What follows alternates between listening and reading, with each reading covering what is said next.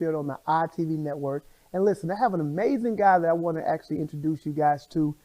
He's not here right now, and this information is so big, I need to go to his location. So hold on one second. Oh, what's up? Hey, what's up, Marlon? What's happening? Listen, St. Louis, I told you I was coming, right? I told you I was coming here to meet a guy who knows everything about everything, man. This is my guy. Welcome to the show, Kevin Bryant. Thank you, sir. Thanks for having me. Absolutely, brother. Listen, this is an honor and a privilege to be sitting down talking to you, man. Like, I look up to you, man. And for St. Louis, if you don't know who this guy is, he's been doing this for over 30, 40 years in St. Louis, changing 30, lives. slow down. Okay, 30. Out the womb, he's been changing lives. Kevin, give people a little bit about kind of what you do now, but where you come from. I know you're from St. Louis. Born and raised here? Born in Michigan, Saginaw, Michigan. Been here since the 5th grade. Fifth grade? U City, you see me. I was about to ask you, what high school you see me? U City, okay. No, that's a beautiful thing, man. So growing up, again, in U City High School, a lot of influence. We have a lot of greats that come out of U City. Yes, sir. What inspired you to really go down the path that you took? Well, U City encouraged the arts. So especially me, when I was young, I came out in '89.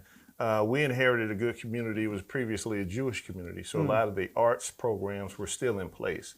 And I was one of the first people to win the Tom and Mary Memorial Scholarship in art when I was young. So as an art major, it was plenty around me to support that. Yeah. So at the time, I was heavy into airbrushing, drawing, little graffiti, and that turned into fine art. Fine art turned into graphic design.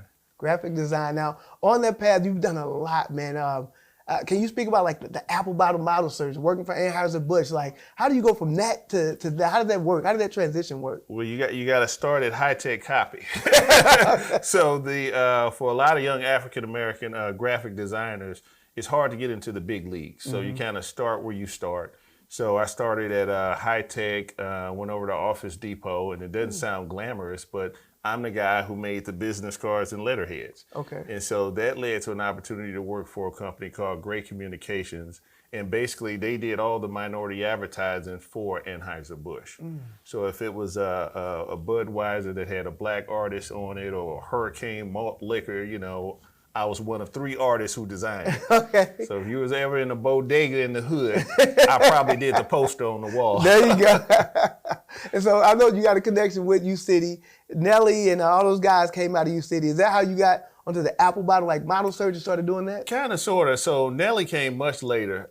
So we had built our business around being a provider for nonprofits. So the secret sauce was when we left Great Communication, me and a few other artists, we knew that most 501c3s had a small budget for advertising and marketing, but they never used it. They usually kept it in-house. So we approached all the smaller nonprofits and said, hey, we can make you look like the United Way, and you don't have to add anything to your budget. Your grant has us written in there. So instead of in-house, they would use us as an exterior form of advertising. And we made good money for years, ended up meeting a lot of good people, ended up bumping into a guy named Yomi Martin, who was cousins with Nelly. Yeah.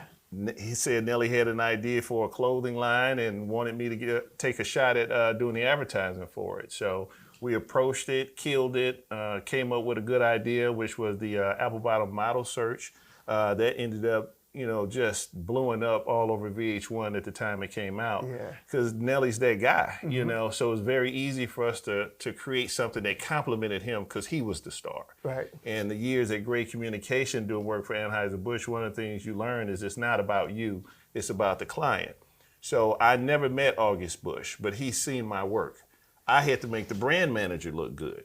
So when it came to the opportunity to work for Nelly, it was never about me. It was making Nelly look good and enhancing his stardom. So that really gave us a pretty good national profile. And from there, we've done work for, everyone, Cedric the Entertainer, Cardinals, you name it. We've been through the cycle in St. Louis. Man, I love it. Again, and it's inspiring, man, to hear again your journey and then where you are today. Because ever since I've known you, you've been about community. You've been about helping, even inspiring to me and then helping me and doing events together with you. So fast forward now, you understand the game. You've been successful in it. then where does that leave you? Like, where do I go now? Where do you go once you reach that plateau? Well, you're empty if you're not doing anything with the community or for the younger people. So parallel with my advertising career, I've always been a volunteer in the community. So I'm one of the founding members of Better Family Life. I happened to come in at a time when there was a lot of talented young people in our youth program. So people like Mike McMillan, James Clark, Atafia Umana, a lot of strong people was in there when I joined. So when I joined around 90, I ended up falling in love with the culture, understanding more of who I was as a black man and how we had to give back, each one teach one. So that became a part of who I was. So on par with my success in advertising was the role I played in the community. And that ultimately led me to the opportunity I have now, which is to be a developer. So instead of just being the guy that's out in the park trying to teach young men confidence, I'm actually changing the fabric of communities by dealing with the brick and mortar change that's happening. Well, where did you get the confidence to say, I'm going to do development? Like, where did that come from? Heroes. So I had a lot of heroes growing up. And one of the things that I think two of the most inspirational businesses I've ever owned, and I've owned quite a few, was Ujamaa Bookstore on the South Side. I created that, and I created Legacy Books. But it also allowed me to not only have an environment that was around the information, but to also absorb the information. And what I found at that time was most of the change makers in the world were young. They were young people. And if you look at the Student Nonviolent Coordinating Committee, for instance, SNCC, which was ran by Stokely Carmichael, these were young people. Malcolm X was young. You know, Martin was young. You know, I'm older than my heroes lived now.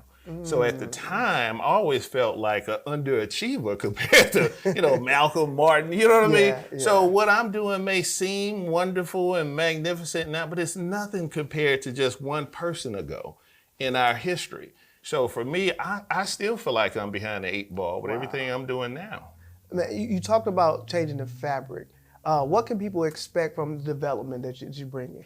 The biggest thing we're focused on now is single-family housing, getting people in the homes that they'll own that have equity in it, not just affordable housing, but we want you to market rate home with equity, but you can buy it for an affordable price. That's the goal. And the only way to achieve that goal is to know how to bring down all the incentives we can to buy down that debt before we sell you the house. And then on the professional side, we want to grow entrepreneurs. In fact, we're kind of abandoning that word and focusing on the word mogul. We want to create young moguls. Everybody has an entrepreneur program right now, and it's kind of becoming ubiquitous.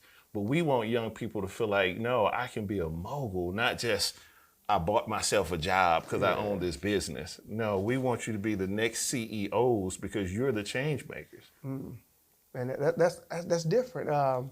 And where did this mindset come from? Because you say moguls, it feels different. Like you saying that feels different. You should feel warm and fuzzy because it means something different. You know what I mean? Like you can own a hot dog stand and be an entrepreneur. Yeah. But if you're a mogul, you own a boat. So you have people who run their hot dog stands that work for you. Yeah. And that's a different level of thinking. Like we've had this thinking before, but it's been stripped away from us. You know, I had the pleasure recently to visit Black Wall Street in Tulsa, what was left of it. And I saw a community that was destroyed just because we had that mentality, that independent mentality, right? So we know that mentality is dangerous because it gets you off the teat of those who exploit you, right? So it's nothing more. So even if you say, hey, look, I just want to be about equality. In order to be about equality, you have to understand the amount of economic shift that would happen just for us to be on the same plane as the people who hold the money and the power now. That's revolutionary to think you want equality. You know what I mean? Wow. So, you know, equality can't happen if you can't first get independence. And so everything we're doing now is about trying to teach young people because, you know, if you're my age and older, it's probably too late for you. But if we can inspire young people to start thinking in terms of independence, being mogul, now you can be the policy makers. A lot of corporations I deal with now, especially on the real estate end, they change the laws to serve their companies, right? So we have to be not only people who own the companies, but the people who also own the politicians. You see what I'm saying? Now we can create laws and things that benefit our community, and we can't do it begging. Absolutely, man. That's deep. So what the development you have now, I know it's what, 200 acres? How many acres is it? 207 acres. 207 acres right now. And you're developing it from, it's commercial, it's residential. It's a little of everything. So it's we go from Del Mar, Kings Highway, Page to Taylor, for those who's familiar with St. Louis. This used to be a part of the Central West End. The sad legacy of this part of the community is when it was once a part of the Central West End, this was where the wealthy people lived. Fountain Park was one of those communities. What happened to Fountain Park was integration. Once it started being integrated at that time, the city decided to underdevelop that community because people were upset that it was being integrated by black folks, right? So over the period of the past 40 years, we just watched this community decline, but it's the same fabric. It's the same houses 100 yards from here that started at $500,000 that when I got started over here was started at 90,000. Wow. It's the same 2,000 and 3,000 square foot homes. It's the people who inhabit the homes that brought the property value down. So when we got started on that, we were just trying to see how much difference we could make over here. And that led to an opportunity for us to actually write the development plan. And again, initially, we thought someone else would come in and be the developers, but write a development plan that will right the wrongs of this community. At the time we got started, the community said, we don't want an outside developer. We want somebody who looks like you. So we had to go about the business of raising the money to buy the vacants, to deal with the crime, to plan the new projects. And ultimately, all we discovered was this community is just as valuable now as it was 40 years from now, 40 years ago. Wow. So, I mean, that seems like a lot. So you having to plan everything out. Like, where did you just research, or you had to partner with people, or? It's like drinking through a fire hose. My background was advertising, but I knew how to organize. I knew how to plan. I knew how to see things in the future that didn't exist right now. I'm a dreamer. So all I had to do was really imagine the community I would want to live in. Like, is there room enough here to make that happen? Because you travel. So you go to Atlanta, there's nothing new in Atlanta. You go to, different parts, Houston, you see communities like this all the time where black folks are doing development and controlling these neighborhoods. It's just not happening in St. Louis enough, right? So when I came back here, it's like there was a saying that a pilot was landing a plane in St. Louis and it says, we're now approaching our final descent in St. Louis. Please set your clocks back 10 years. So you're dealing with that kind of resistance, right? And then it's like a trust issue. Who are you? Who do you work for? Are you stealing from the community? Are you really a shell for this organization? No, I'm black just like you, but I know how to stay on the task. I know how to hold the vision until we can bring it into reality. The property was already valuable. All we're doing is standing on that and making sure that we can make these projects real and we can continue to own them. No, that makes sense. When is the grand? I know you got Elevation, grand opening coming soon? We're shooting for June 19th for Elevation. That's our first commercial project. That's the old Union Sarah Economic Development Building. So it's 21,000 square feet. We're doing offices upstairs, state-of-the-art conference room, meeting space. Downstairs, we're doing retail, so we bought a Postnet, a Jamba Juice. We have 2,000 square foot of co-working space. We have a private bar for the members of the building, and we also have a restaurant that we're sourcing entrepreneurs for. So we're looking for a chef, and we're going to give away $25,000 cash. We're going to give you the space for 3 months free, all the marketing and support you need to be successful. But you got to know how to cook, and you got to be hot on social media. Man, listen, you cooking right now, man. Thank you. I'm telling you, I'm excited about everything you have going on. I know we've done a lot of stuff together, man, but I stay inspired by the stuff I see you doing, and you've always been focused, man. So again, I appreciate you coming on the show, man, and sharing this time with me.